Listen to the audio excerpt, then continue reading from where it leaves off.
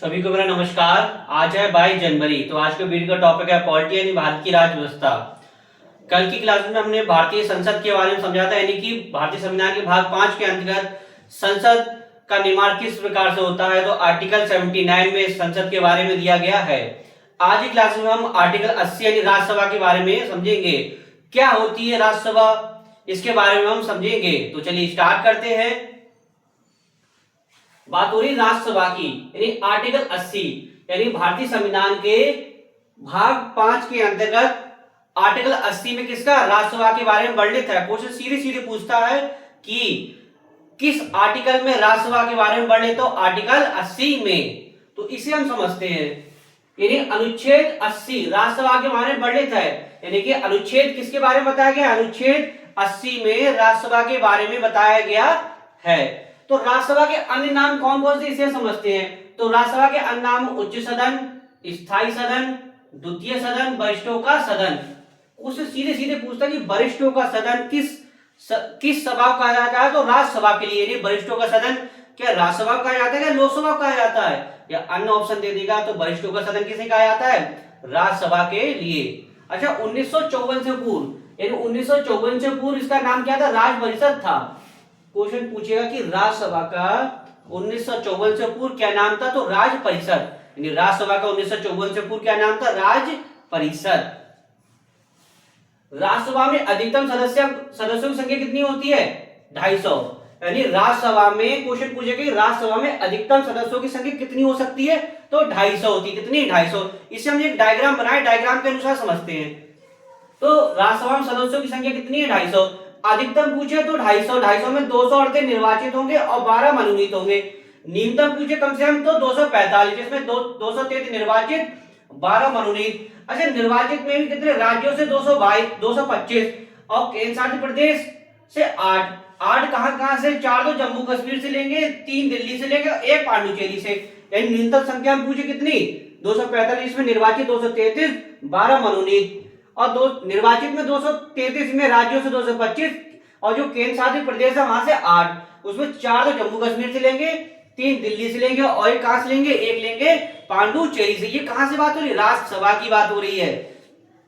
अब हम इसके साथ पढ़ते हैं। राज्यसभा में 12 सदस्यों का मनोनयन राष्ट्रपति करते हैं। यानी कि राज्यसभा में 12 सदस्यों का मनोनयन कौन करेंगे, राष्ट्रपति करेंगे। मतलब मनोनयन मतलब कह सकते हैं कि क्या चीज, मतलब किसी न किसी क्षेत्र में इन्होंने अच्छा काम किया हो तो ये डायरेक्टली क्या कि राज्यसभा सदस्य बन सकते हैं। आपने मोस्टली पढ़ा होगा कि इस क्रिकेटर को राज्यसभा सदस्य बनाया गया, इस व्यक्ति के लिए राज्यसभा सदस्य बनाया गया। तो उन्हें किस क्षेत्र में राज्यसभा सदस्य बनाया जाता है। जैसे मानो उन्हें साहित्य के क्षेत्र में अच्छा काम किया हो, कला के क्षेत्र में अच्छा काम किया हो, विज्ञान के क्षेत्र में अच्छा काम किया हो, सेवा यानी समाज सेवा के क्षेत्र में अच्छा काम किया हो। तो राष्ट्रपति का जी राज्यसभा में 12 सदस्यों का मनोनयन राष्ट्रपति का जी साहित्य, कला, विज्ञान, सेवा यानी समाज सेवा के क्षेत्र में कर सकते हैं। यानी कि जो राज्यसभा के 12 सदस्यों का क्या चीज राष्ट्रपति चुन सकते हैं। कोई भी ऐसे व्यक्ति जिन्होंने किसमें, साहित्य, कला, विज्ञान, सेवा में काम अच्छा किया हो तो राष्ट्रपति उन व्यक्तियों को क्या चीज राज्यसभा सदस्य बना सकते हैं। तो किस आर्टिकल में, आर्टिकल 80 में। राज्यसभा कैसा सदन है, स्थायी सदन है। क्वेश्चन महत्वपूर्ण है, क्वेश्चन सीधे सीधे पूछता है राज्यसभा कैसा सदन, राज्यसभा स्थायी सदन है, इसे विघटित नहीं किया जा सकता। आप याद कर लीजिए कि राज्यसभा कैसा सदन है, राज्यसभा स्थायी सदन है, इसे विघटित नहीं किया जा सकता। यानी कि राज्यसभा स्थायी सदन है, कोई विघटित नहीं कर सकता। राज्यसभा के 1/3 सदस्य किसके, जो राज्यसभा, अब माने विघटित नहीं कर सकता तो सदस्य तो वही रहेंगे। तो कैसी प्रक्रिया द्वारा उसे हटाया जा सकता है। तो राज्यसभा के 1/3 सदस्य प्रत्येक 2 वर्ष बाद हटा दिया था। मतलब उनका जो 6 वर्ष का कार्यकाल जिनका पूरा हो जाएगा, कि हमने कल की क्लास में पढ़ा था कि राज्यसभा सदस्यों का कार्यकाल कितना होता है, 6 वर्ष होता है। यानी जो सदस्य 6 वर्ष अपना कार्यकाल पूरा कर लेंगे तो उसके जो 1/3 सदस्य क्या चाहिए, उन सदस्यों को हटा दिया जाएगा, उनके स्थान पर नए सदस्यों का चुनाव कर लिया जाएगा। तो राज्यसभा कैसा स्थायी सदन है, प्रत्येक 2 वर्ष बाद 1/3 सदस्य हटा दिया जाता है जिनका 6 वर्ष कार्यकाल पूरा हो जाता है। राज्यसभा में सबसे अधिक राज्यसभा सीटें कहां है, उत्तर प्रदेश में 31। पूछता सबसे सीधे सीधे कि भारत में सबसे अधिक राज्यसभा सीटें किस राज्य में है। तो किस राज्य में, उत्तर प्रदेश में। कितनी है, 31। यानी 31 अकेले कितनी है उत्तर प्रदेश में, यानी कि 250 माना कि कितनी 250 तो में कितनी, यानी कि 250 में कितनी, मात्र 250 में 31 के अकेले कहा उत्तर प्रदेश में राज्यसभा सीटें हैं। अब हम बात करते हैं सबसे पहले राज्यसभा सदस्य बना कौन। क्वेश्चन सबसे पहले पूछ लेता है कि पहले कौन बना है, तो हम पढ़ते हैं सबसे पहले राज्यसभा सदस्य कौन बना, डॉक्टर एस राधाकृष्णन, यानी डॉक्टर एस राधाकृष्णन राज्यसभा के सबसे पहले सदस्य थे। क्वेश्चन पूछेगा कि सबसे पहले राज्यसभा सदस्य कौन थे, डॉक्टर एस राधाकृष्णन। अच्छा ये तो थे राज्यसभा सदस्य। अब उपसभापति कौन थे, उपसभापति पूछ लेता है, तो कौन थे, एस बी कृष्णमूर्ति राव। कौन, एस बी कृष्णमूर्ति राव जी की बात हो रही है।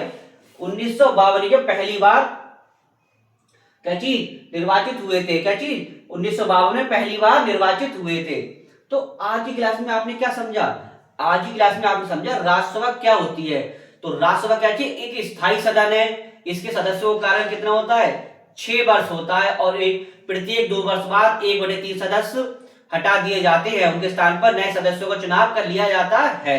अच्छा इसी के साथ राष्ट्रपति कितने 12 सदस्यों का चुनाव, किसी न किसी क्षेत्र से, कला क्षेत्र में अच्छा काम किया हो, समाज सेवा के क्षेत्र में काम किया हो, किसी न किसी क्षेत्र में अच्छा काम किया हो, तो उनके लिए क्या चीज राष्ट्रपति राज्यसभा सदस्य चुन लेता है। अधिकतम सदस्य संख्या कितनी हो सकती है 250, और न्यूनतम कितनी, न्यूनतम हो सकती है 245। सबसे पहले राज्यसभा सदस्य कौन थे, डॉक्टर एस राधाकृष्णन, और उपसभापति कौन थे, एस बी कृष्णमूर्ति राव।